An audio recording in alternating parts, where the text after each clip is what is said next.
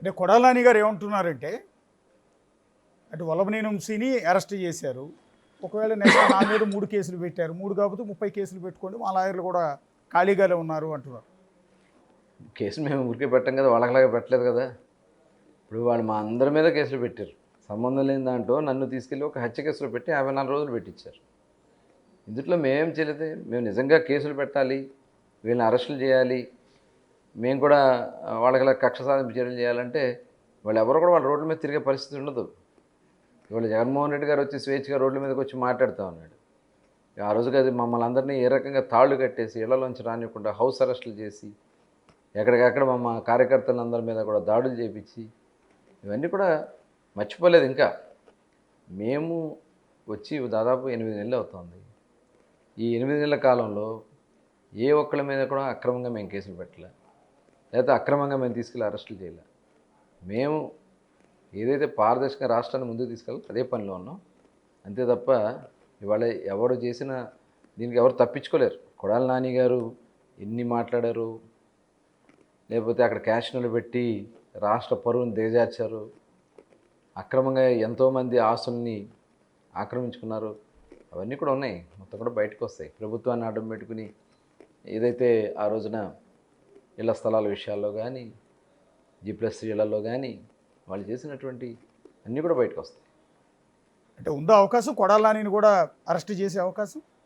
అంటే లిక్కర్ కేసులో కూడా ఆయన పేరు వినపడింది కదా. గుడివాడలో ఆ ప్రభాకర్ అనే వ్యక్తి కేసు పెట్టినట్టున్నాడు. అంటే లిక్కర్ కూడా ఉన్ని ఇంకా నాకు పీరియడ్ ఉన్నా కూడా బలవంతంగా ఖాళీ చేయించారు అని. సో ఆ కేసులో కొడాలి నాని అరెస్ట్ అయ్యే అవకాశం ఉంటుంది. అంటే ఉన్నాయి, ఇంకా చాలా ఉన్నాయి. మేము ఎలా చెప్తాం, దానికి చట్టం ఉంది.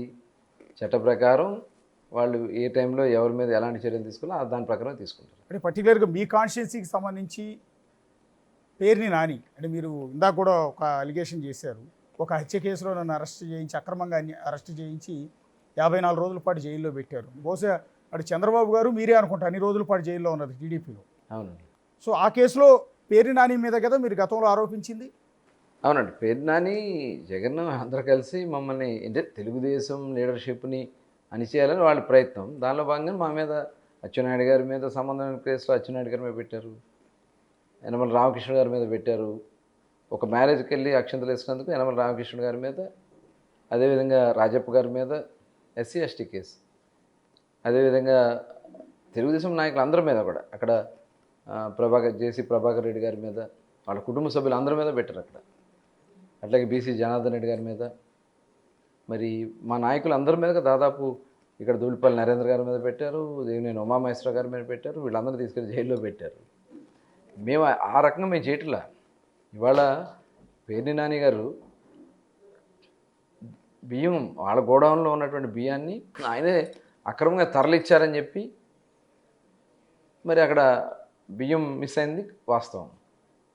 దాదాపు 7,000-8,000 బస్తాలు మిస్ అయిపోయింది.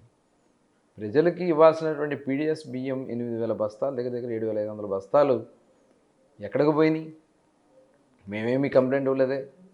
వాళ్ళు వచ్చి వాళ్ళు ఎంక్వైరీ చేసుకుంటూ వాళ్ళు అంతా కూడా ఇన్స్పెక్ట్ చేసుకున్న సందర్భంలో ఈయనే వెళ్ళి బియ్యం మిస్ అయినాయి, ఆ డబ్బులు మేము కట్టేస్తానని చెప్పి వెళ్ళి మరి ఆయనే ఆ డబ్బులు కట్టాడంటే మరి దొంగ ఎవరు? ఆయనే ఒప్పుకున్నాను నేను దొంగని. ఆ కేసులోనే ఇప్పుడు ఎవరన్నా భార్య పేరు మీద ఉంది, జాగ్రత్తగా ఉండాలి, ఆడవాళ్ళ పేర్లు బయటకు వస్తాయనే ఇంగిత జ్ఞానం కూడా లేకుండా, సిగ్గు శరం లేకుండా ఆ బియ్యాన్ని మొత్తాన్ని కూడా అమ్ముకుని ఇవాళ ఆయన మాట్లాడుతూ ఉంటాడు. ఆడవాళ్ళు అరెస్ట్ చేస్తే చంద్రబాబు నాయుడు గారు ఒప్పుకోలేదు. ఈయనే దాని సూత్రధారి పాత్రధారి మొత్తం కూడా పేరు నానినే. మొత్తం ఎంక్వైరీ జరుగుతూ ఉంది. అవన్నీ కూడా బయటకు వస్తాయి. ఖచ్చితంగా దాని ప్రకారం వాళ్ళ మీద చర్యలు తీసుకోవడం జరుగుతుంది. అంటే పేర్ని నాని సతీమణి గురించి చంద్రబాబు నాయుడు గారు మాట్లాడారు. ఆడవాళ్ళని మాత్రం అరెస్టులు లాంటివి చేయొద్దు, కావాలంటే పేర్ని నానిని అరెస్ట్ చేయండి అని చంద్రబాబు గారు మంచిగా ఆలోచించారంటూ చంద్రబాబు గారి గురించి గొప్పగా చెప్పే ప్రయత్నం చేశారు ఆ రోజు పేర్ని నాని గారు. చంద్రబాబు నాయుడు గారు మాత్రం అతను ఎన్నిసార్లు కలిసినా, నాని భార్యను అరెస్ట్ చేద్దామని చెప్పి ఎన్నిసార్లు కలిసినా ఆయన మాత్రం పొరపాటును కూడా మైండ్ ఏమన్నా చెడిందంటే ఇంట్లో ఆడవాళ్ళకి అరెస్టులు చేయడం ఏంటి? మన టార్గెట్ పేర్ని నాని గారు, ఆయన వేసేయండి, అంతేగాని ఇంట్లో ఆడవాళ్ళ మీదకండి తప్పుడు పనులు అని చెప్పని ఆయన నడుచుకుంటూ వెళ్ళిపోయారు. ఇది అధికారులు ఉన్నారు సాక్ష్యం, ఎమ్మెల్యేలు ఉన్నారు సాక్ష్యం, టీడీపీ ఎమ్మెల్యేలు కొంతమంది ఉన్నారు, అధికారులు కూడా ఉన్నారు. అసలు ఈ డ్రామా ఇప్పుడు అది ఆ నాటకం అంతా కూడా మొత్తం ఈయనే రచిస్తాడు, ఈయనే మీడియా ముందు చెప్తాడు. అంటే ఏదో సింపతి పొందాలని. నువ్వు చేసింది దుర్మార్గం. నీ భార్య మీద పేరు మీద పెట్టి నువ్వు బియ్యం దొంగతనం చేసి, ఇంకా పైగా చంద్రబాబు నాయుడు గారు ఇట్లా అన్నారు, నేనేదో అరెస్ట్ చేయాలని చెప్పి నేను అన్నానని, అదంతా కూడా ఒక అభూత కల్పన చేసి ప్రజల్ని మాయం చేసి చూపించడానికి చేసినటువంటి ప్రయత్నం. ఎందుకంటే అందుట్లో మీరే వెళ్ళి చెప్పారు, మీరే వెళ్ళి బియ్యం మిస్ అయిందని చెప్పారు. ఆ మిస్ అయింది కాబట్టి మీరు డబ్బులు కట్టారు. డబ్బులు కట్టేస్తే నేరం తొలగిపోద్దా? ఇప్పుడు మీరు అగ్రిమెంట్ ఇచ్చిన దాని ప్రకారం ప్రభుత్వానికి సంబంధించినటువంటి బియ్యాన్ని మీ గోడౌన్స్లో రెంట్కి ఇచ్చారు. ఆ బాధ్యత మీదే కదా. దీని నుంచి ఎవరు తప్పించుకోలేరు. ఒకరోజు అటు ఇటు అవ్వచ్చాం కానీ ఖచ్చితంగా చర్యలు ఉంటాయి. అంటే పేరు నాని కూడా అరెస్ట్ అయ్యే అవకాశం ఉంటుందా?